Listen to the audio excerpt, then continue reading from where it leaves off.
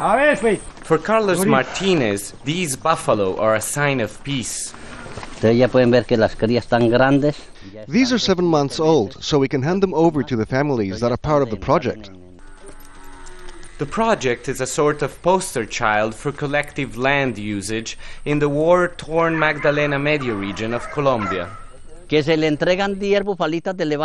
families that participate receive 10 females and a male buffalo, and after 5 years they have to give the same number of animals back to the association.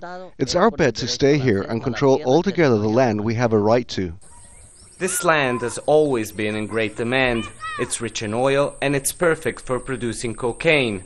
So over decades, left-wing rebel groups and right-wing paramilitaries have fought for control. In the 1990s, the government started so-called peasant reserve zones, where collective farmers would be protected from more land grabs and displacement. But the results have been mixed. Some people believe the reserves are FARC enclaves, and now the zones are at the center of peace talks between the rebels and the government. The FARC proposes to add another 54 of these zones, increasing their area to 11 times their current size.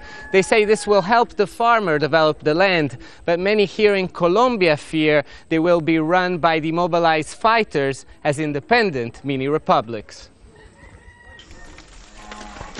Melkin Castrillon is a member of the Farmers Association that runs this reserve. He says farmers like him have faced stigmatization and violence, but in response, they've never taken up arms.